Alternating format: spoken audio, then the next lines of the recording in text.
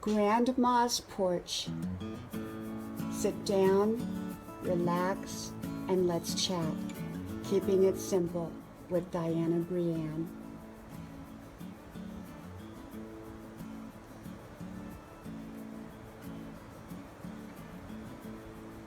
The questions you ask reflect who you are. Hello, you all. I'm Diana Brienne. You know, I judge people by the questions that they ask because often people ask questions that they have no right to be asking. You know, questions have a protocol and they have a way to be asked.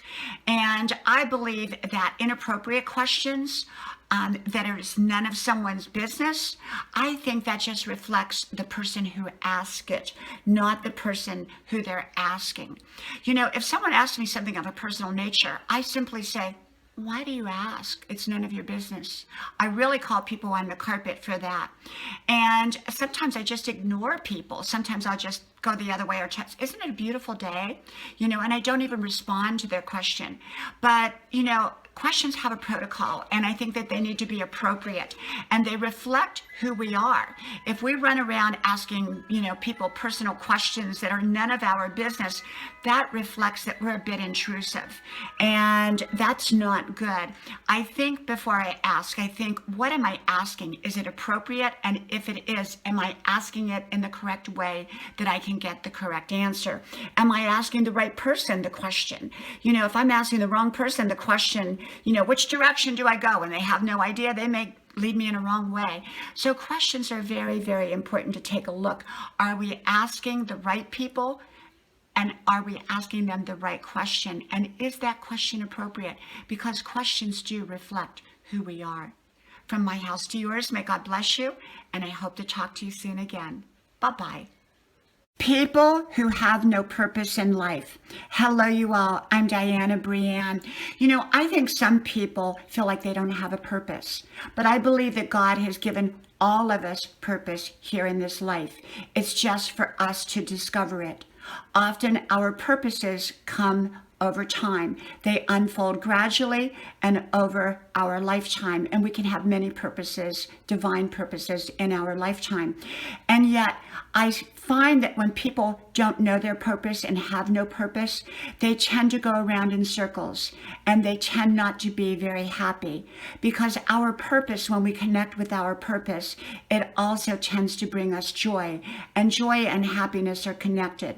I believe that joy comes from God and happiness is something we create, but they also go hand in hand.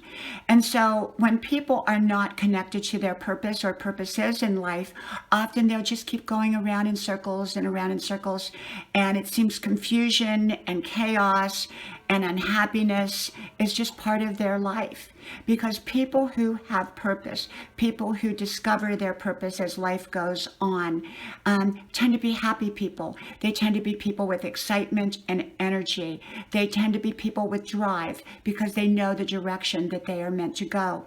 Whereas people that have no purpose, or they haven't discovered their purpose, or don't know what their purpose is, almost seems to be confused or dissatisfied, or just going around and around and around, and nothing seems to really work out. But I believe that once we know what our purpose is, and everyone's purpose is different, that often redirects us and gives us the kind of energy and drive that we've been looking for, and we're no longer going around in circles. So I believe that purpose does unfold throughout our lives, and I believe that we all have divine purpose at every stage and at every age of our life. From my house to yours, may God bless you, and I hope you subscribe to my YouTube channel. Talk to you then. Bye-bye. Pushing forwards towards our goals, visions, dreams, and solutions.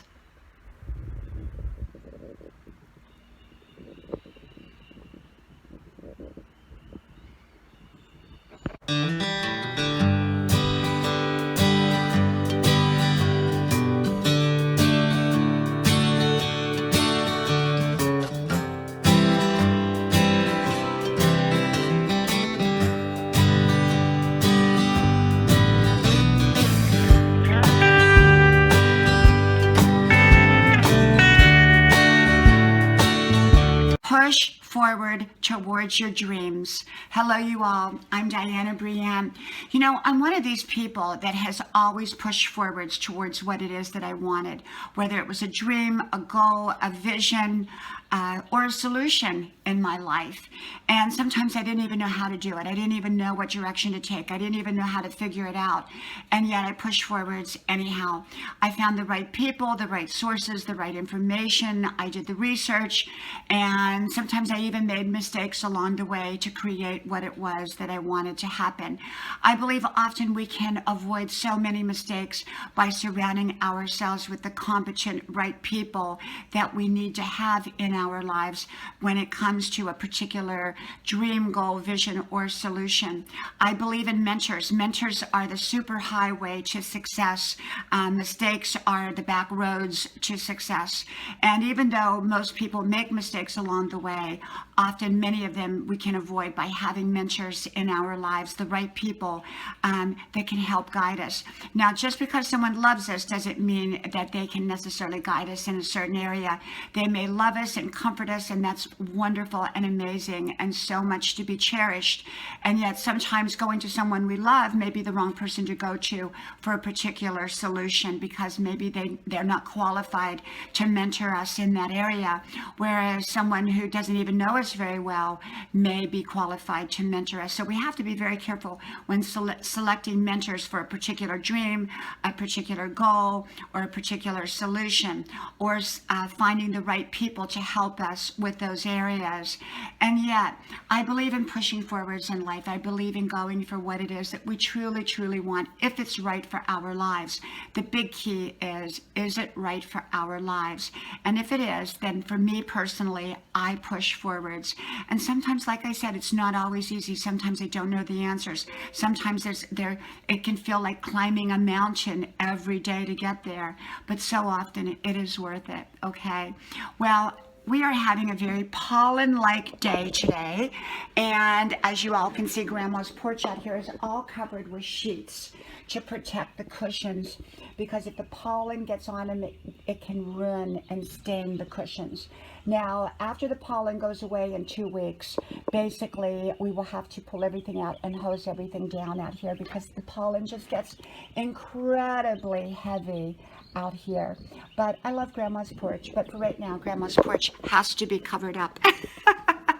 So keep pushing forwards towards the right dreams, goals, visions, and solutions for your life, and keep a great attitude. From my house to yours, may God bless you, and I hope to talk to you soon again. Bye-bye.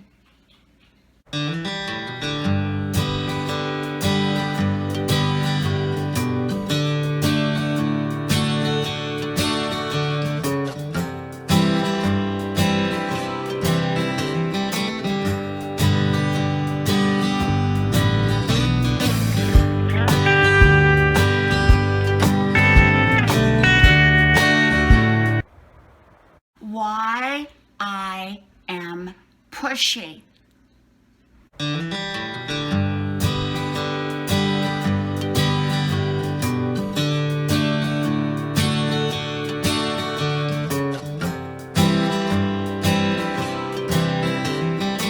Why I am pushy, getting my way.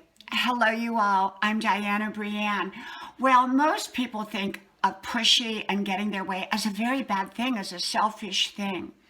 I don't look at it that way. I look at it as the right thing to do. You know, in life, we can get pushed to the side, and it can happen. And often, in the busyness of everybody else's life, it's sort of like the squeaky wheel will get the most oil. I learned that years ago. Now, I do things diplomatically. I'm polite. I'm kind. I'm thoughtful. I'm professional. I wait my turn. Okay? So just to keep that clear. And yet, I don't necessarily take someone's answer as the right answer. Many of you know my daughter had taken sick about 2 years ago. And it was a life and death situation at one point. And that's a whole nother video that I have done about that subject. And initially, when I took her to the doctors, they told her she had the flu. And then the second time, they said she had the flu. The third time, she had the flu and she can go back to school. And I said, she doesn't have the flu. I know something's wrong. As a mother, I know. I just don't know what it is. So I decided to take her to the ER when suddenly the one doctor called and said, hey, get her to the ER. Her blood work is really way off. And so that's a whole nother video. And she's doing wonderful now. She's thriving. She's healthy and all that. But she may have not been here had it not been for my persistence, my unwillingness to take the wrong answer. I just wouldn't do it. I was pushy. I kept taking her back from doctor to doctor until I could get the answer. When she was in the hospital, I sat there. I let them know that I wanted to know all the details and I wanted to know everything. I've learned that when there's a second pair of eyes and a second person sitting there, the first person will get a lot more attention. And so when I took sick 10 years ago, I can tell you that even though I'm very professional and I think of myself as intelligent, I can tell you when my husband walked in the room, I got a lot more attention, that second person being there, that advocate. I believe in advocacy. We all need an advocate. Even if the advocate is not the brightest in the world, just having that other person there sometimes can really work wonders. And so, but that's kind of another story and another ball of wax, so to speak, and everything is good now. But I can tell you that sometimes in life, we have to be pushy. We have to go for what we want. We have to request what we want. We have to be willing to say, you know what, this isn't quite right. I really feel like I deserve better, or I deserve another answer, or I deserve better information. I just don't necessarily take the first answer that comes my way as the answer. Okay, so for me, some people would say, well, she's really pushy, and I am very thoughtful. I'm always thoughtful. I'm always professional. I don't overstep, the protocol. I don't overstep what I should be doing. And yet, I am pushy. If I know something's right for my life, I go for it. My whole life, if I wanted a job, I didn't just sit there and wait for them to call me back. I waited a week or two and then I called them back and I said, hey, I'm still interested in the job. Are you still interested in me? And I followed up. I just didn't wait. I put a lot of applications in instead of one. I wanted to make my life happen. I went out there and created my best life. I went out there and made my life happen. So I think sometimes we have to follow up in life. Sometimes we have to be a little pushy in a good, right way. There's wrong pushy and right pushy, and I'm right pushy. And, especially if I'm looking out for somebody I love, and as in my daughter's case, I was pushy. I made sure she got the best care. I made sure she got what she needed. I made sure of it. And likewise, my husband made sure that I got everything when I needed everything. And so, we all watch over each other, and you want to do it the right way. If you're going to be pushy, in my opinion, you got to do it the right way. But sometimes we got to be a little pushy in life. So always remember, these are my opinions and the way I see life and how I apply my life into the world. And it's never advice or suggestions to anyone else. I just share how I live my life. And so I'm a little bit pushy. Love you all much. I hope you subscribe, and I hope to talk to you soon again.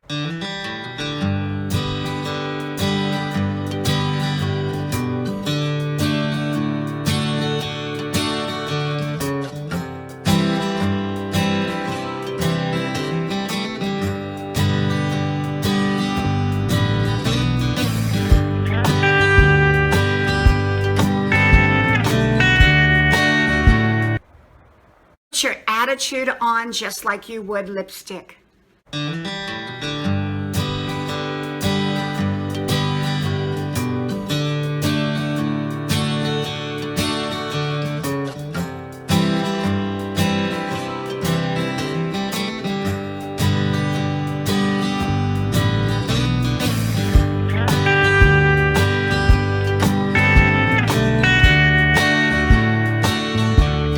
Attitude on like you do lipstick. Hello, y'all. I'm Diana Brienne. I got to thinking today about put attitude on. People go out and they worry about their looks and they worry about their hair, they worry about their makeup, they worry about what outfit they have on, and then they go out without an attitude. Now, I'm not talking about an arrogant attitude. That's not the kind of attitude that I'm talking about at all, because arrogance is really just insecurity turned inside out, and insecurity trying to hide is what arrogance is. So we're not talking about that kind of attitude, okay? We're talking about a great attitude, a good attitude, self-confidence, believing in who you are. Because when you feel good about who you are, guess what? You feel good about other people around you, and you're busy making other people feel good as well as feeling good yourself. When you don't feel good about yourself, you don't usually go around trying to make other people feel good. You're not focused on that. You're so focused on yourself not feeling good and waiting for validation from other people, and it's just, not beneficial. But when you have an attitude, and like I say, every day I get up and I put my lipstick on and I put my attitude on and then I head on out. Get your attitude going on. Have a positive attitude. Have a thoughtful attitude. Have a can-do attitude. Have a be the best that you can be under any set of circumstances attitude. We all have different sets of circumstances. We all have different problems. We all, there's always things that go on in life, and yet we want to be our best, and we want to live our very, very best life. And often that best life starts with a very positive attitude about who we are, because how we see ourselves is often projected out to the world. If we don't like ourselves, often we don't like the world and what we see. But if we like ourselves, often we like the world, and often the world will like us back. And it all starts with an attitude.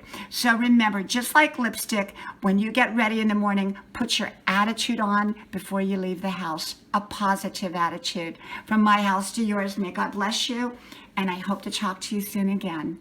Bye-bye. And from Grandma's porch out here, a beautiful, beautiful day. I think we're going to have some rain, and I love it.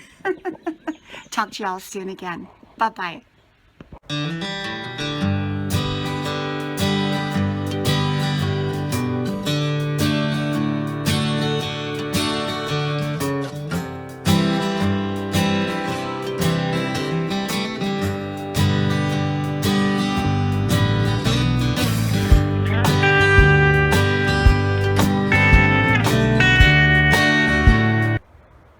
Invest new, fresh energy into old relationships.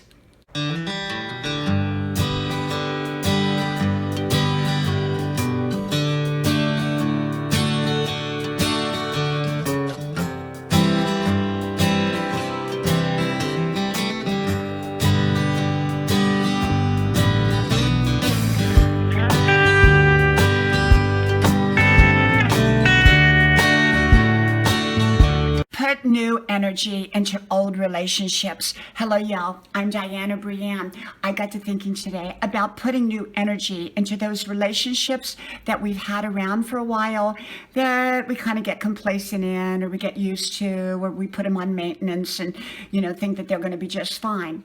Well, they may be just fine, but sometimes if we want a thriving, wonderful, amazing relationship, we've got to reinvest new energy, new momentum into that relationship. Return to that old relationship that we value so much and begin to pour in new positive energy and see what we will get. Often we will be surprised that our old relationships will become new again. So often people become complacent in their friendships, in their marriage, in their romantic relationships, in their job workplace, and they quit investing new energy. They're maintaining, or they're kind of going off the old energy, but they're not putting new, fresh energy into any of those areas of their life. For me personally, I believe in investing new, wonderful energy into all of the important areas of my life, and that includes my important relationships. From my house to yours, may God bless you, and I hope to talk to you soon again. Bye-bye.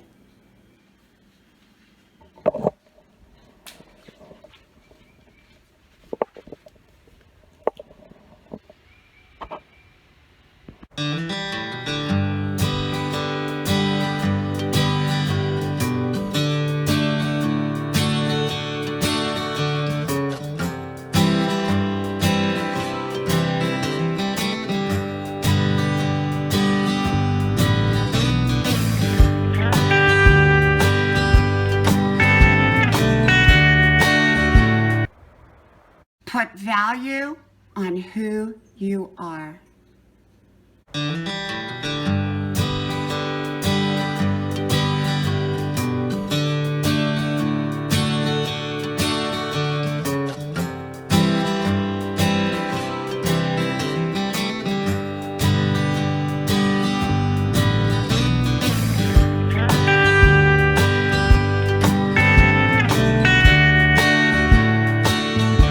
Put value on what you do. Hello, y'all. I'm Diana Brienne, and we are having an incredibly beautiful day today. I just finished my 5-mile run, and I'm taking the day to rest, recharge, and relax. And so I wanted to talk about putting value on what it is that you do. So first of all, I want to show you something, and you're probably not going to think much of it, but it kind of brings together this topic. So let's go out to Grandma's porch on our beautiful day. My sweet tea. I make a lot of homemade sweet tea. I want you to look at these paintings. Oops, I gotta do something here first. Let me flip it over. That one's kind of upside down. Now you're gonna say, well, those are just kind of ordinary paintings. Yes, they are. And actually, these paintings right here were paintings that I just started out with 20 years ago, or thereabouts, or somewhere around there. And it was in the very, very, very beginning when I had no idea how to paint. And so I want to talk about how that ties in with putting value on what it is that you do. In the beginning, I put no value on those little paintings, or little value, because, well, I was starting out, didn't know what I was doing. I never had an art class ever. And now 20 years later, I paint nearly every day. And you've all seen my amazing paintings through my house. And yet I've never had a lesson. So in the beginning, I kind of lacked confidence, not in who I was or who I am, but in my painting abilities. And yes, I was no expert. Yes, those paintings will not be in some archive, I'm sure. They won't be. And yet, they mean a lot to me. I put value on those paintings because they were my early paintings, some of them, when I first started out. I'll show you another one. Here, let's go over here. This one, you're going to get a hoot. This was actually one of my, let me put the light on, one of my very, very first paintings. Very first. And it's of pumpkins, just pumpkins. Okay, and I put a lot of value on that painting. Now, one of my other very, very early paintings is over here. You probably can't see it because it's a little bit dark in here and I don't have the light on there. But nonetheless, you know, I've done a lot of paintings. And I'm always painting. I actually have a new canvas set up right here, ready to go when I'm ready. And so the point I'm making is this, is that put value on who you are, and what you do. Even when others don't put value on it or on you. I put value on who I am. I put value on what it is that I give out to other people. I put value on who I am. I put value on my artwork. I put value on my cooking. I put value on the person that I am. I put value on everybody's lives that I touch. I put value on my life. And so the point I'm making to you is put value on you. Put value on what you do, even if it seems insignificant, even if other people don't acknowledge it. Just like my little paintings over here. Just like my little paintings. Nothing special. Very, very beginning paintings. And yet, I put value on them because, well, they were my early paintings. And there's another one over there. Another one. And I have paintings everywhere. Let me show you another one. Okay, while we're doing this, you know, we have so many. I mean, I just have so many. But this is one of my very, very first ones I ever did as well. And another very, very first one. And of course, you can see that I do have them everywhere in my house. And so I just wanted to share that thought with you. Put value on who you are and what you do. From my house to yours, may God bless you, and I hope to talk to you soon again. Bye-bye.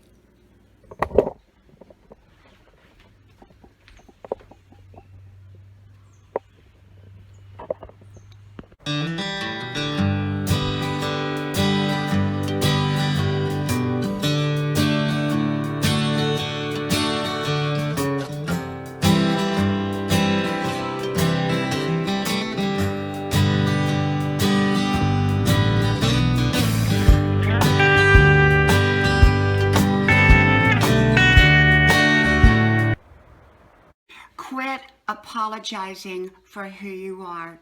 Quit making excuses for what you do. Hello, you all. I'm Diana Brienne, and I'm getting started with my day here. I have lots and lots of homework, but beforehand, I'm going for my 5-mile run. And I wanted to jump on here and say hello and good morning and give a few words of motivation. You know, when I woke up this morning, I got to thinking about quit making excuses for what we're doing right. There's a time and place for excuses and apologies, and that's the time and place when we have erred, made a mistake, done something wrong. And yet, when we are living our best life, doing everything right, and we are apologizing for it or making excuses or constantly justifying it, I believe that negates what we are doing right. And so I really got to thinking about that. I got to thinking about, when we're doing everything right. I hear so many people say, oh, I'm so sorry. I couldn't be there. I'm so sorry. I apologize. Well, maybe that's okay. Maybe it's not. It depends on the situation. But some people do live their life as an excuse, as an apology, and they're constantly justifying each and everything they do. I could get up in the morning and I could say, oh, I'm so sorry, I got to go make YouTube videos, or I'm so sorry, I've got to go out for my run, I got to take a little time out for me. Oh, I'm so sorry, I'm buried under schoolwork, I'm focusing. I'm not going to do that. I'm not going to apologize for what I'm doing right.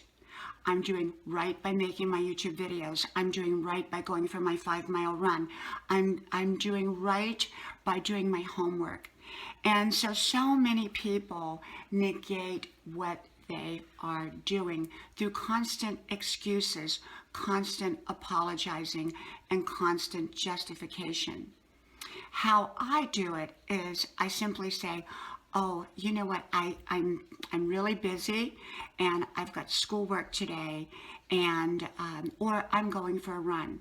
I don't say, oh, I'm sorry, but I'm going for a run. Or I don't say, I'm sorry, I've got all this homework, otherwise I would. I just simply say, you know what, I've got a lot of homework, or I'm going out for a run. These are my priorities. They're right for my life, and they don't take anything away from anyone else. And so there's no need to apologize. There's no need to justify beyond just saying, hey, I'm busy right now. And but so many people do. They live their life excusing everything that they do. They're apologizing for their choices, for what makes them happy. And when things are right for our lives and it's not affecting someone else, I believe in we can say, hey, this is what I'm doing, but to apologize for it, not for me. Well, I better get out there and do my run, and please subscribe, and I hope to talk to you all soon. So from my house to your house, God bless you, and I'll talk to you then. Bye-bye. Quit cleaning up someone else's mess.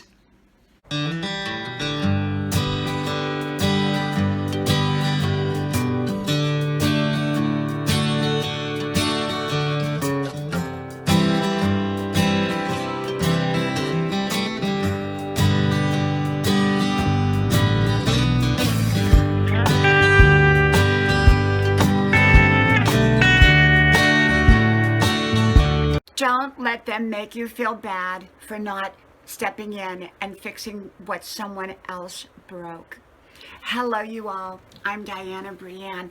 Well, we are having a beautiful day out here on Grandma's porch.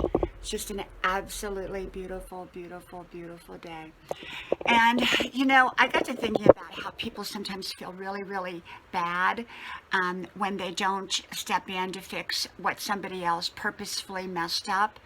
And sometimes people will make them feel guilty, and then that guilt will make them kind of be pulled in to fixing a mess that they didn't create.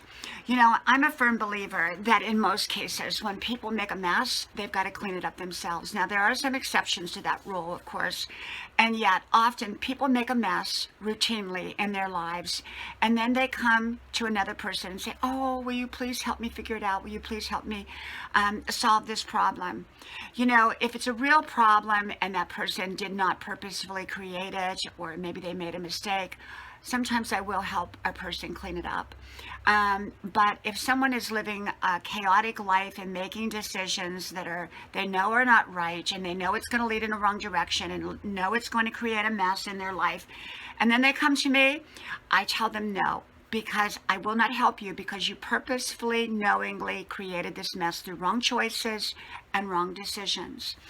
And so when that happens, what I do is I simply turn it back over to them.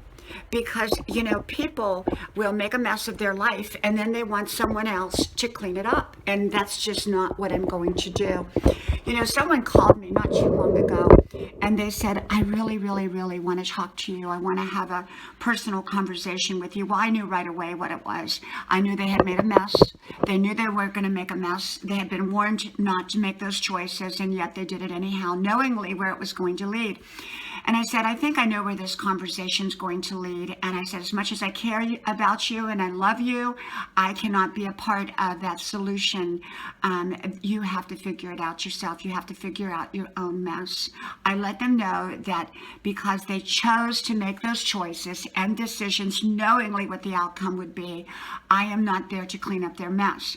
Now, had they made a mess of things and it was really no purposeful intent or poor choices, or they were trying to do the very best they could, I probably would have stepped in. And it could be someone we work with that we care about very much. It could be somebody that we, go to college with. It could be a friend. It could be a family member. It could be almost anyone.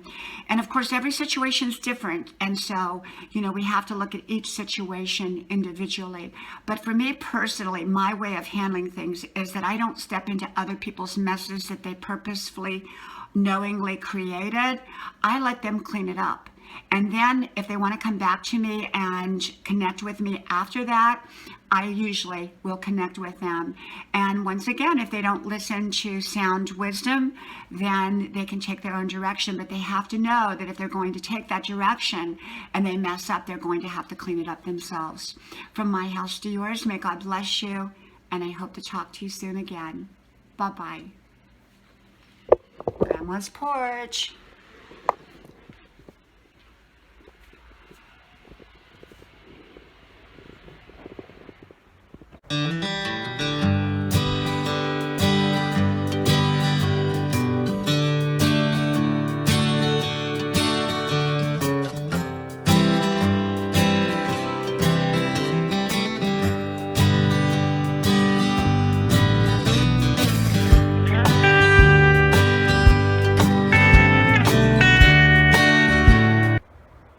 Why complaining does no good. Hello, you all. I'm Diana Brienne. Well, I have had a very, very busy day and a productive one. As many of you know, I drive an hour to, an hour from to go to college. And so I did that today. And I came home and I had so very, very much work. Normally I stop at my favorite antique shop on the way home, but I said, nope, I got to stay focused, and I want to stay focused, and I want to achieve what it is that I want to achieve, and I want to get my homework done so that when I go out and about, I can be more relaxed and I'm not thinking about my homework.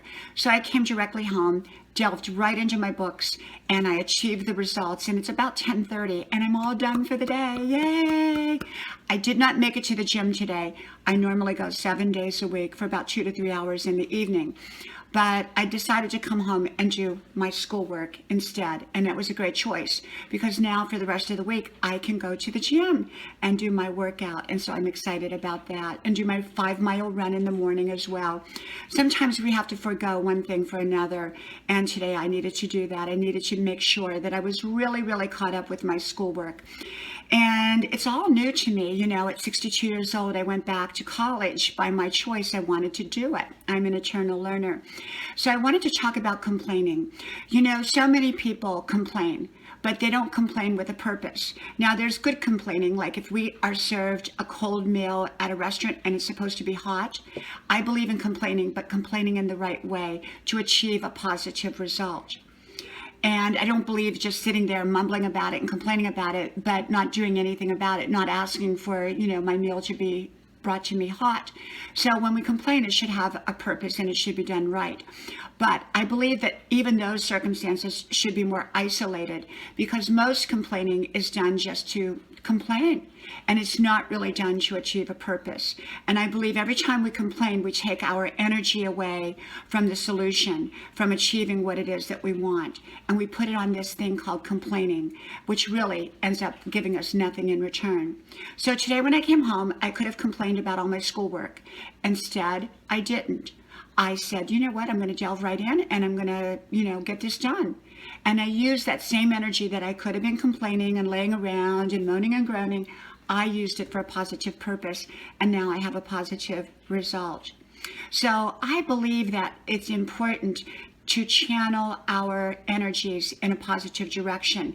And so instead of using that energy as complaining with no purpose behind it, I use that energy to create positive solutions and positive results in my life. So anytime you think about complaining, think instead perhaps about solution making, creating a solution, and using that same energy to bring about the solution or the results that you want, okay? Well, I'm going to go take a bubble bath, a much deserved one. And I hope you have a great evening. I hope you subscribe to my YouTube channel here, and may God bless you. And I hope to talk to you all soon. So from my house to your house, I'll talk to you then. Feeling compelled to exhaust yourself. Hello, you all. I'm Diana Brienne, and I got to thinking today about people who feel the need to just go until they're just exhausted. And I personally think that that is so unnecessary, because we don't need to go to the point of exhaustion. I, for myself, am a person that could easily exhaust myself. I go at such a pace that would make most people wear out really quick. And yet, I realized that I had to slow down, and I wanted to slow down. I chose to slow down. I felt like, just because I want to do it all doesn't mean that I need to do it all, that I have to do it all, that I need to be at every event, every, place I get invited to. If I have a space, I don't need to necessarily fill it up. We don't always have to fill up a time slot just because it's empty. And I know a lot of people think that it's really, a waste not to fill up their calendar every hour of the day. And I've kind of been that type of person, but I'm not anymore. I'm kind of the person that says, you know what, I want to leave some room in there, some flexibility, some rest time, some downtime, some time to do nothing. I don't feel like I have to achieve everything. I feel like I want to enjoy more by doing less of all the things that I did before. I'm still doing a lot of things. I'm still doing probably the majority of what I've always done, but I don't feel the need to exhaust myself, to get to the point of exhaustion to say, okay, I'm going to bed. I go to bed when I need to, but not necessarily at the point of exhaustion. And I am amazed at how many people do exhaust themselves. They just go until the point that they practically fall over. And I don't want to do that. So I respect my body, that I, pace myself, and then I know when to rest, because rest is very, very important. From my house to yours, may God bless you, and I hope to talk to you soon again. Bye-bye. We don't owe everyone an explanation. Hello, you all. I'm Diana Brienne. Are you the type of person that feels like you've got to explain what you are doing all the time to everybody else, what you're thinking, why you're thinking it, why you're doing it, and you're just explaining your life away? Are you one of those types of people? Well, I'm not, okay? I learned long ago that I explain to the people that matter, that perhaps are going to be part of the results of my choices. I don't explain my life away to everybody. And so some people just run around and justify everything they're doing all the time. They'll tell a total stranger on the street that has nothing to do with their life why they're doing what they're doing. And, you know, we don't owe everyone an explanation. We don't even necessarily owe anyone an explanation. We owe the explanation to ourselves, and then we owe it to people that it can affect. Or, you know, if there's specific people involved in a decision, a choice, or a matter, then we may owe them an explanation. But beyond that, we don't owe everybody an explanation. I don't feel the need to run around justifying my life to everybody. I don't feel the need to go around and explaining why I went back to college, why I'm doing this today, why I'm spending time behind my desk studying. Now, of course, I share stuff because I choose to share it. I choose to share a lot of my life, not all, but a lot of my life with you all. And I choose to do that. I don't feel like I have to do that. It's a choice. So choosing to share or choosing to explain is one thing, but feeling compelled to explain our lives away and every detail of our lives to everyone, you know, that's just not me. I'm sorry, that is not me. And so I think justifying everything in our lives to people that really don't play a part in our lives is kind of coming from a lower self-esteem, in my opinion. And so if I'm going to explain something and take time out to explain something to someone, it's usually because they are involved in that equation in some which way, or that I just simply want them to understand what I'm doing. But if they're not involved with it in any way, I don't necessarily explain unless we're in conversation and I choose to. But I don't feel the need to do that, okay? So I don't explain my life away, and I feel that for me, I'm not going to run around justifying everything that I do. And the other day, someone said, why are you at 62 years old going back to college? And this person didn't have any part of that equation. And so I simply turned to her and I said, isn't it a beautiful day? I'm good at changing the subject. From my house to yours, may God bless you. I hope you subscribe, and I hope to talk to you all soon again. Quit pulling everyone else up the hill. Hello, you all. I'm Diana Brienne. Well, you know, many years ago, I remember seeing a commercial where this old grandma was pulling a car with a rope up the hill while her grown son was sitting in the car driving it. And I think sometimes that's life. Sometimes we feel like we are pulling somebody who's not doing anything to help pull themselves. We're pulling them up the hill. My rule of thumb for myself is I help those who are willing to help themselves. Now, sometimes people can't help themselves, and I'm willing to help them if it's my responsibility or my place to help them. And yet, if somebody can help themselves and do what they need to do and need my help in addition, I'm more than happy to help them. And yet, if they're not willing to do the work, if they're not willing to invest the time and energy to make their own lives better, and I'm the only one doing the work for them, I tend to not do it, because I believe it has to be a joint effort. The other person has to be willing to invest in their own life for me to be willing to invest in them. The same way, if I'm not willing to invest in my life, well, why should someone else invest in me? I believe the more we invest in ourselves, the more likely other people are to invest in us. You know, some people live their life as a doormat and they don't invest in themselves. They're investing in everyone else. And often those people get discarded in relationships. People just kind of walk away from those relationships because that person has not invested in themselves. Going back to college at age 62 is an investment. Working out every day for my body is an investment. I'm taking care of me. I believe in taking care of ourselves, our lives, so that other people will want to be a part of it. If we're a train wreck, no one's going to want to be part of that train wreck.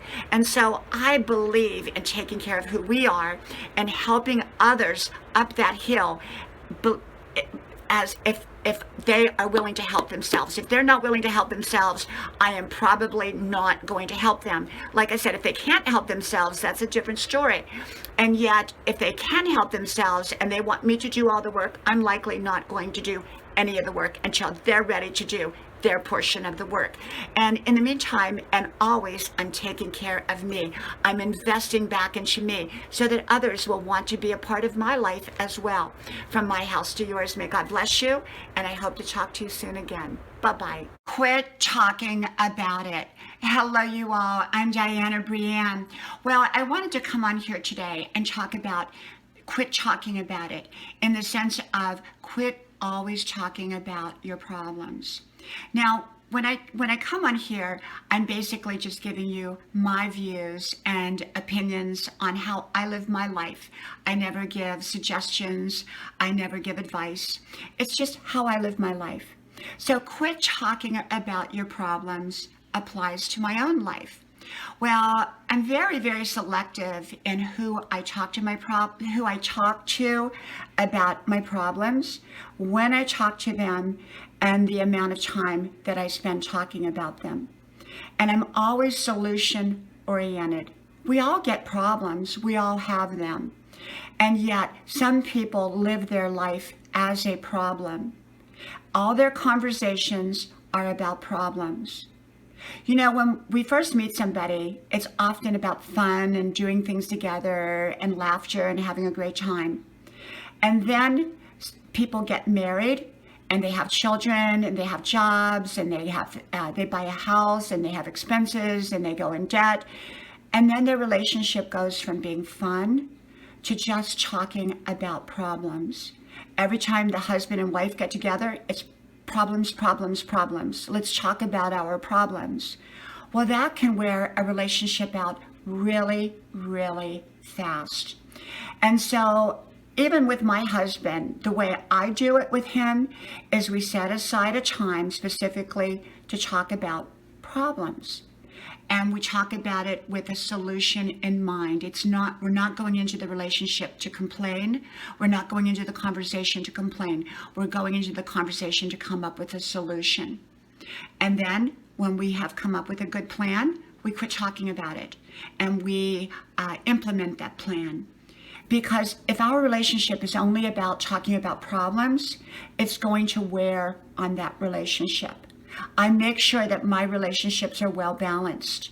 Yes, there's a time and place that we have to talk about problems, but I always make sure that it's with the people that are involved, that it is solution oriented, and that I have competent people surrounding me. Because if I share my problems with everyone, first of all, not everyone has my best interest at heart or our best interest at heart. Number two, not everyone is qualified to help me. So if I share my problem with someone who is well-intended but not capable of helping me, they can actually mess me up with their well-intended suggestions. So I'm very careful who I discuss problems with. And I'm very selective in how I do it. And I don't want my relationships to be all about problems. That if I get together with a girlfriend, all we do is talk about our problems. I don't want to do that. I want to talk about other things. I want to talk about fun. I want to keep my relationships well balanced.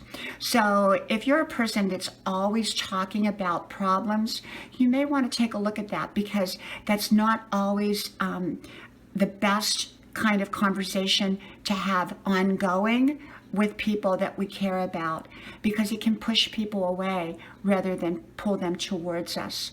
And so for me, like I said, I'm very selective in the amount of time that I give to a problem, and I'm very selective with whom I talk to about the problem, and I'm very solution oriented, and I make sure to keep my relationships well balanced with a lot of positivity to them. Okay, well, I hope you subscribe to my YouTube channel. May God bless you, and I hope to talk to you all soon again. Bye-bye. Quit thinking other people are better than you. Hello, you all. I'm Diana Brienne. Well, I am just getting in from college. It's been a busy day, and I'm making dinner, and then I'm going to sit down and do my endless amounts of homework. And as you all know, 62 years old, I went back to college. And if you don't know that story, just go back on my videos. I talk about it all the time. And so anyhow, I wanted to talk about how often people think that other people are better than them, more competent than they are. Well, you know, if you're a brain surgeon, I'm not a brain surgeon, so yes, there are people that are more competent in special areas, more competent than I am. But in my opinion, there's not people that are better than me. I don't consider people better or less than, okay? I don't look at people that way, and I don't look at myself that way. I don't compare myself to someone else and say, oh, they're so much better than me, and I'm humbled by that. Well, I'm humbled. I'm a very humble person, and yet I don't look at people as being better than me. So what I'm here to say is I believe in adopting an attitude of that we are as good as everyone else, and people are equal. Now, some people may be more competent and better in certain areas, but that doesn't mean that they are better than you. Okay, God created us all the same, and He made us all equal. Now, like I said, some people may be richer, some people may be poorer, some people may have more education, some people may not. Some people may be more of what people call the picture perfect look, and some people may not. But we're all equal. So we should never look at someone and say, oh, they're so much prettier than me, they're so much better than me. I don't care if they're prettier than me, they're not better than me, and I'm not better than they are. And so I believe in never adopting that attitude of someone being better than you are. And I never believe in being arrogant. I think arrogance, is usually reserved for foolish people. And but I do believe in being confident and believing in yourself and loving your unique self. You are unique. And so you don't need to compare yourself to anyone else. And you don't have to be perfect to be absolutely beautiful and wonderful. Well, I hope you subscribe to my YouTube channel, and I hope to talk to you soon. From my house to yours, God bless you, and I'll talk to you then. Bye-bye. Don't wait. Make it happen. Make your dreams happen.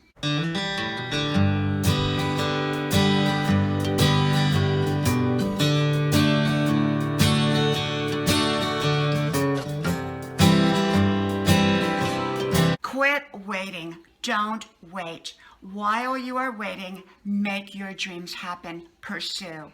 Hello, you all. I'm Diana Brienne. Well, I am a sweaty mess right now. I did put some lipstick on for this video.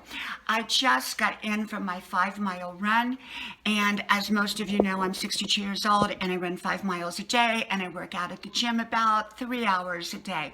And this video is about while you are waiting. But before I talk about that, I want to tell you a little story this morning. There is a beautiful, beautiful dog that that's fenced in, into their backyard. As I run by the golf courses in the morning, because my trail kind of goes past all the golf courses. And this dog is so beautiful. And every morning it greets me. It comes out to greet me. And I always tell it I love it and have a good day. And it just looks for me. And I got to thinking about instincts and dogs and animals, how they go on instinct, whether they like something or don't like something. And I think we as people have instincts as well, but often we don't use those instincts. We use only our mind. And of course we have to use our mind. I'm not saying that we shouldn't. And yet I think we don't give our instincts or our intuition more credit. And so I listen to both. I listen to my intuition, my instincts, and I listen to my mind. Okay. Thought I would share that with you just a little bit. Anyhow, I wanted to talk to you about waiting while you are waiting. You know, when you are waiting, it's important to be productive during that time. So many people just wait. They just wait. They put one application in for a job and they wait forever to get called. They may or may never hear back. I believe that waiting is a process, and often, you know, we have to be patient. Like if we plant seeds in the ground and water it and take care of that garden, we have to be patient for it to grow. But there's other things that we should be doing in the meantime while we are waiting. And so I believe if we put that one application in while we're waiting, we should be out, you know, putting another 100 applications in and periodically check back on that one application. And so I believe in not just spinning our wheels, but planting seeds of what we want to see happen. So, you know, while we're waiting, I don't believe that we should be out wasting our time or pursuing goals that are not right for us. I believe that we should be pursuing goals that are right for us. And during that time of waiting, sometimes we learn a lot. We learn a lot while we're waiting. So we're learning while we're waiting, but we're also pursuing our dreams at another level while we are waiting. And often it's during that waiting time that many new opportunities come about. Sometimes the original dream we had, well, we found one even better during that time of waiting. So waiting is an important time, and I'm very disciplined in waiting. I know what to wait for, and I know what not to wait for. I know what to be patient for, and I know what not to be patient for. You know, patience is a virtue, and yet it's not always a virtue when you are patient for the wrong things or you are waiting on something that should have already taken place. And I believe that sometimes we have to go back and check. We have to go back and do things to make that dream happen. Some people just plant one seed and they wait forever. I believe in planting a lot of seeds to make my dreams happen. And so waiting is a process, and I believe it's an important process of our lives. But I don't let my life stop while I'm waiting. I am out there pursuing, creating, making more dreams happen, and staying busy while I periodically check back up on that original seed or dream or goal or solution that I planted. And if I need to do something with it, I go back and I do something with it. But I believe in using waiting as a tool, a positive tool towards our future, but not to use it as an excuse not to do more to create the wonderful life that we want. So use waiting as a time to create, not a time to just waste your time. Okay? Well, from my house to your house, I hope you subscribe, and I hope to talk to you all soon. May God bless you. Talk to you then.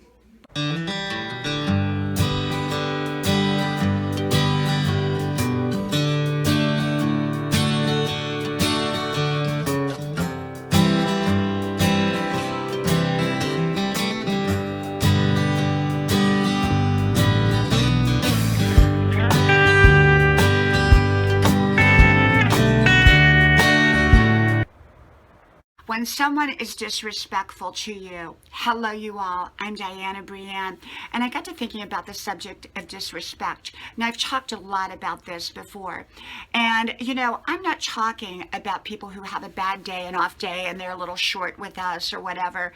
I'm talking about somebody who's consistently rude to us, or even inconsistently rude to us. They don't do it all the time, but they do it some of the time. And you know, I don't like disrespect because I'm a very respectful person. I choose to give respect to other people, and in turn, I expect it back. And if I don't get it back, and it's more than just, you know, someone had a little bit of an off day, if it's more consistent or even inconsistent, I tend to walk away really fast from those kind of relationships. And often it's then that the person takes notice and that disrespect will stop. Sometimes it will not stop. Sometimes it will stop briefly when we back up and walk away, but when we re-enter that relationship, it picks back up again. Some people's nature is just disrespectful, and so I don't want to be around disrespectful people. I just do not want to be around them. I don't want to waste my time and energy trying to use my time and energy to navigate around their disrespect. It could be in a workplace, it could be in a social group, it could be in a family situation, it could be almost anywhere. But disrespect reflects the other person. It doesn't respect us, but it can affect us. And so for that reason, I don't want to be around disrespect, and I walk the other way. From my house to yours, may God bless you, and I hope to talk to you soon. Bye-bye. When is it time to step back into a relationship?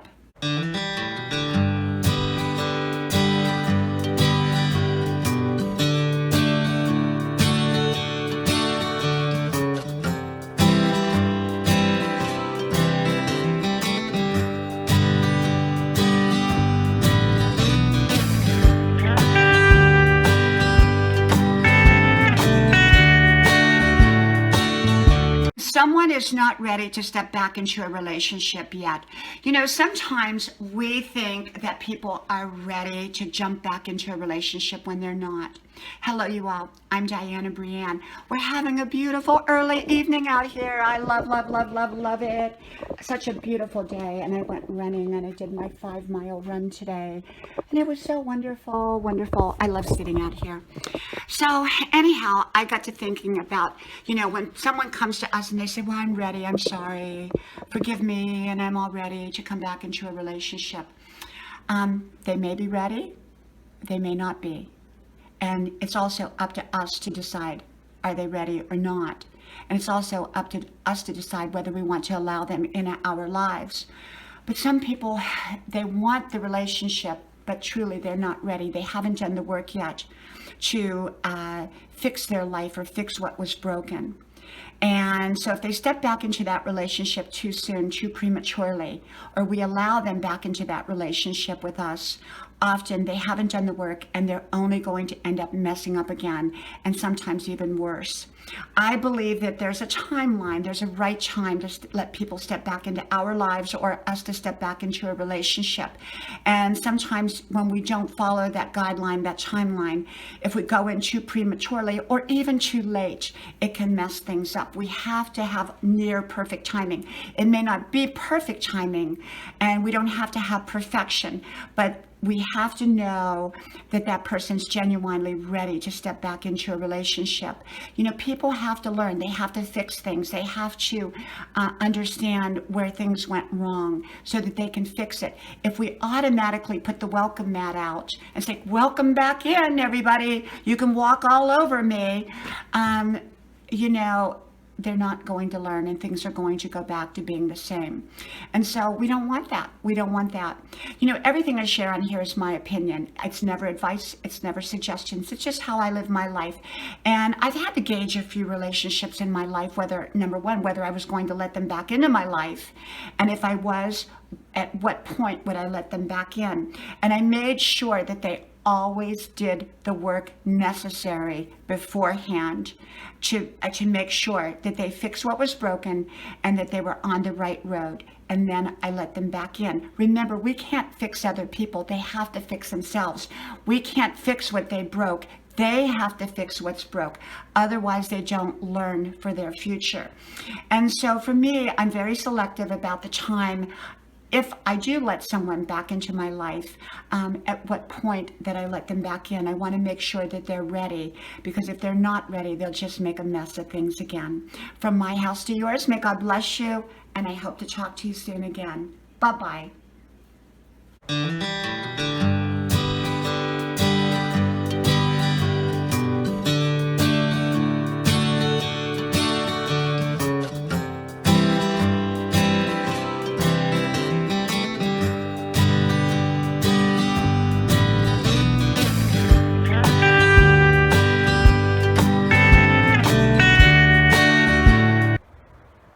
Hello, you all. I'm Diana Brienne. Well, I'm in here to my college, and I just got here, it's about an hour away from my home. So I start out early to make sure I have plenty of time. So I have a few minutes before my classes start. And, I went back to college at age 62 last semester, and I'm taking more than full-time classes right now. So my life is very, very busy and productive, and I love it. And some of my classes are hard for me, but I'm, doing well. And it requires a lot of study time, project time, a lot of time at home working on things for, college, and then coming in to go to college class. So I'm here, and it's all good. And I just wanted to say hello and drop on and talk about, living your best life. And it's about choices, and it's about decisions. And sometimes we have to rearrange our schedules when we want to fit something new into our lives. And, pretty much after my son graduated high school, because I homeschooled him through a public school program that was done online. And I talked about that in another video. It's a great program. But once he graduated, I no longer needed to be at home to be like the teacher or, learning coach, as they called me. And so now, I had this free extra time. Although I'm an artist, I exercise every day, I run every day, I do all that. I just kind of felt like, I wanted to have additional purpose. And so I, decided at some point to go back to college, and I did. And I love it. And I'm just an eternal learner. But I had to rearrange my schedule. And fortunately, my family, we all support each other on each other's journey of life and of creating a wonderful life for ourselves together and separately. Everybody has their own life separate as well as together. And so we're all very, very supportive, and I'm very blessed to have that kind of family. And, so mom sometimes has to bring home take home food, because I don't have always time to cook like I did before, although I normally do cook, and I do cook healthy. So today, I don't know what we're going to eat for dinner. Last night it was pizza. My kids love pizza, and maybe Chinese food tonight. I don't know. Probably takeout, because I'm in class and I have a limited amount of time when I get home, between the time I get home and the time I have to do my homework. But I always have family time. I always give my family the time that they need. And so, yeah, it's about choices and decisions and getting out there with the right plan and making life happen. Some people are so stuck, and I understand about being stuck. It's kind of a safe zone. People feel secure there. They don't have to invest a lot of energy or time or, take the risk involved in changing their life. But often being stuck is just not a great place to be in life. And so for me, I love being, productive. And that's where it's at. Not just busy, but productive. And so, that's how I am.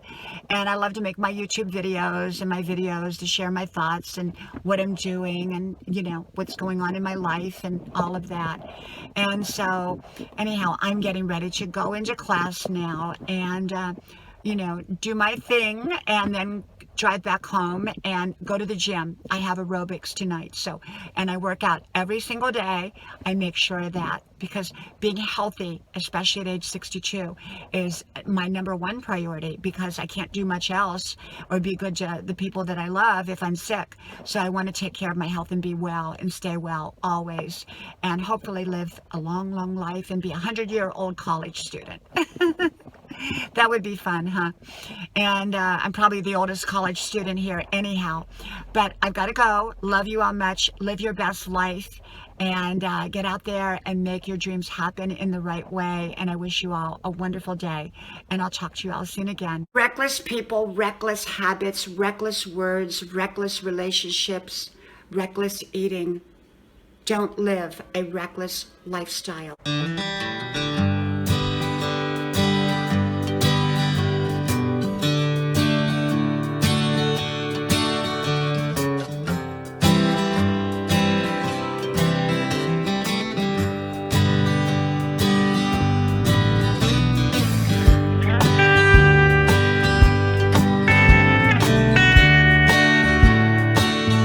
Reckless habits, reckless words, reckless relationships, reckless behaviors. Hello, y'all. I'm Diana Brienne. I woke up this morning, and for some reason, one of my first thoughts was about people who lead reckless lives. And, reckless lives can come in any form. They can be specific or they can be general. And so I believe in taking a look at our lives, taking a look at our habits, taking a look at the words we speak. Some people are reckless with their words. They just spew any kind of words out, and many of those words are inaccurate or they can be hurtful. And often people have reckless habits, health habits. I got to really thinking about what we eat. So many people don't even think before they eat. They don't think about what they're putting into their body. They just recklessly throw anything in their body. They just, without even thinking about it, they don't even sometimes think, I don't even think that they realize that they're even eating. They just do it out of habit. They pick up whatever happens to be available rather than the right kind of foods for their body. And I think, in my opinion, that's kind of reckless behavior, reckless eating. And often people can have health problems due to what they eat, from my understanding. And so I want to make healthy choices. I don't want to make reckless choices. I don't want to have reckless words that hurt other people or misinform other people. I don't want to have reckless relationships that are filled with pandemonium and chaos and negativity. I don't want to make reckless choices, reckless decisions, or have reckless habits. Some people have reckless spending habits. They just spend money that they don't have and probably will not have. They're reckless with their spending. People often can be reckless with their relationships. They don't take care of their relationships. They mistreat their relationships. Some people just lead reckless lives in all areas of their life or in specific areas of their life. So for me, I take a very close look at my life to make sure that I'm not leading a reckless life in any area. That when I sit down at the dinner table or throughout the day, that I'm very cognizant of what I'm eating and putting into my body, that it's healthy for me. I'm very cognizant when I'm talking to friends or family or my husband or my kids or a relative or whomever, that I'm using correct words that will uplift, not put them down. I believe it's so important in how I spend, that I'm not recklessly spending that jeopardizes my future, that I'm making good decisions. I believe that my habits should be good habits. Am I just laying around watching TV all day and playing mindless computer games? Or am I out there taking care of my body or being constructive in other ways? Some people just have reckless habits. They waste their time on stuff that gives them back nothing positive in the long run. And so for me, I take a look at my habits. I take a look at everything that I do to make sure that it's not reckless, that it's correct, and that it's right, and that it's putting me in the right direction. From my house to yours, may God bless you, and I hope to talk to you soon again. Bye-bye.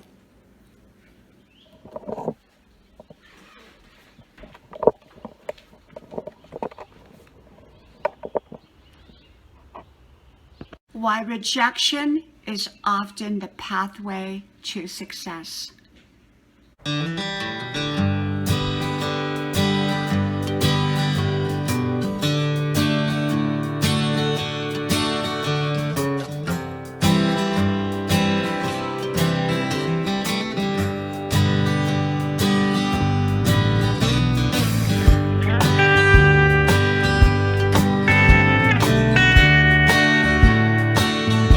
Why rejection is often set up for our future success.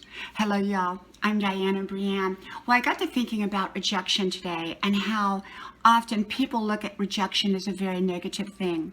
And I can understand that. I've felt rejection in my life, and initially, a while, in the past, I looked at rejection as a negative thing. Now I look at rejection as a very positive thing that can happen in one's life. When we're rejected, often it can be for a number of reasons. And one of those reasons can be that it's just not the right fit for us. It's just not the right situation. And sometimes we see it and sometimes we don't. But often another person senses that. Even a person that really should not reject us ends up rejecting us. And we go, oh my gosh, they rejected us and I can't believe it. They rejected me, and yet often people spiritually, I feel, believe that, well, maybe we just don't fit in that situation. Could be a job, could be a social relationship, it could be a personal relationship. And I've had rejection in all three areas. I remember this one job I took, and I put an application in and they hired me out of 37 applicants. And it was a wonderful job initially, but what I found is that the whole work environment was chaotic and people bickered with each other nonstop. And that began to wear on me because I don't like to be around that. And so what I did is I put my resignation in. But as the days got closer, I didn't have another job secured in place yet. And so I went back to my boss, and they had been upset that I was going to quit because they really liked my work and they liked me. But they had gone and hired someone else in the meantime to fill my place. And so they could not put me back in my position after a certain date. And so I felt a sense of rejection, even though I understood why. And it was really my own doing. And so I thought, okay, I feel this sense of rejection. Now what? Well, the very next day, I ended up securing an amazing job, and which was far superior than the job I was leaving. And I was the boss, and I didn't have any bickering. There was no bickering on that job. In a way, I was kind of like the Maytag repairman who just kind of sat there, but it was a wonderful, wonderful job. And so that rejection, in a sense, set me up for a future success. I've been in social groups that I did not fit in. I knew I didn't fit in because, well, it was a negative situation. Perhaps a lot of bickering was going on. Well, a lot of bickering was going on in this one social group I was in. And I was always trying to put a positive spin on it, trying to talk people, repoint them, redirect them into a positive direction, trying to come up with solutions rather than create problems. But no, they just created more and more problems. They didn't want solutions because that's what that group was sort of about. And so they kind of subtly pushed me out. And I probably would have gotten out relatively soon anyhow. But I was kind of, I kind of give people extra chances. And they kind of pushed me out, but it was the best thing in the world. They saw what I knew, but I wasn't acting upon. I wasn't removing myself from a group that was kind of very negative. And they saw that I was a very positive person and that I really didn't belong in a group that thrived on negativity. Because some groups thrive on negativity. That's what they're about. And so I got pushed out, even though, be it subtly, and I ended up moving on to another great social group that didn't have any of those problems, that embraced me and that was wonderful. Whereas the other group didn't embrace positivity. They didn't want a positive spin on anything. They wanted bickering and they wanted chaos and they wanted drama. And so the next group that I went to, it was the opposite of that. It was just wonderful. So that rejection pushed me forward into something far better. I remember many years ago I had a boyfriend. He wasn't a boyfriend, he was more like a date. And I dated him a few times, and then I ended up going back to my ex-boyfriend. And when he found out that I went back to my ex-boyfriend, he told me, he said, if you don't go out with me, if you're going to go back to your ex-boyfriend, I'm not going to see you in the future. And I said, okay, So when I finally broke up with the ex-boyfriend for good, I called this guy back and he said, what did I tell you? I told you that I'm not going to see you in the future. He held grudges.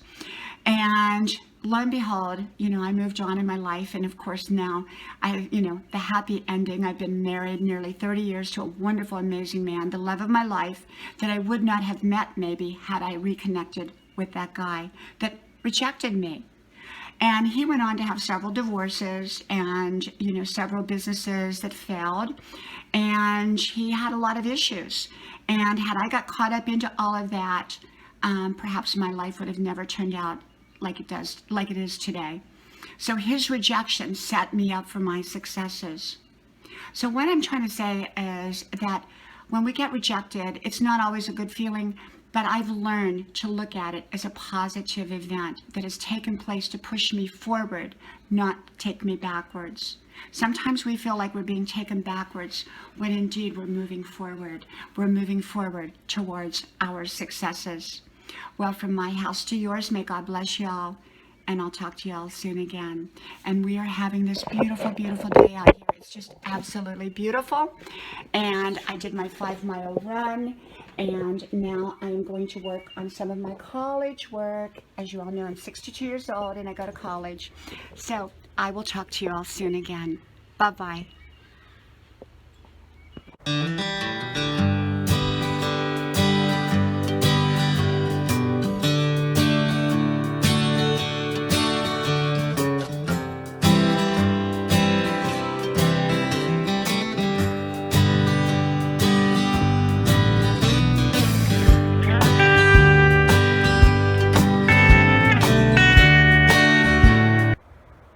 Quit pressuring yourself. You know, often we think it's other people that are pressuring us, that are putting demands on us, whereas often it's just us putting demands upon ourselves. And often we will blame other people and say, oh, you know, too many people are putting demands upon me. Well, often we're letting them put demands upon us. And second of all, often it's really not them. Often it's our own set of expectations and demands that we're putting upon our own selves. And sometimes it's necessary for us to take some of those demands off of ourselves and be more comforting to ourselves, especially when we are feeling overloaded or overwhelmed. Often we are doing so much better than we even realize when we really look at the bigger picture. Actually, we're achieving so much more than what we think that we're achieving. And so I often believe that people put a lot of unnecessary demands upon who they are, or they put too many demands upon who they are. And often they'll blame other people for it when indeed it's their own selves that are accepting those demands from other people, or they're creating those demands upon themselves. Sometimes mentally, we just create all these expectations and demands and place them on our shoulders. And it's often unnecessary. From my house to yours, may God bless you. And I hope to talk to you all soon again. Bye-bye. People who throw their opportunities away. Hello, you all. I'm Diana Brienne. You know, opportunities have a door, they have an entrance and an exit, and they're time limited. And so I believe in being very selective about the opportunities that I take. Not all opportunities are right for my life just because they're an opportunity. And yet a right opportunity, I don't want to pass up for my life. And so I truly, truly believe it's very, very important to pay attention to our opportunities and to respect those opportunities. I had a friend years ago whose son had every opportunity in the world to go to the best colleges and to lead out the best life he could imagine. And yet he threw every opportunity that he was given away. He was a bit on the spoiled side. And so he just kept making one bad judgment call after the other, throwing wonderful, wonderful opportunities away. And at one point, those opportunities dried up for him. And he did have quite a struggle in his life going forwards for the next couple of years, because he kept throwing one great opportunity away after another. And often people are not as fortunate as he was to get that many opportunities. And yet, whether we have limited opportunities or a lot of opportunities, I believe in being very selective about them, and yet respecting those opportunities, knowing that they're time limited, that they are not always going to be around.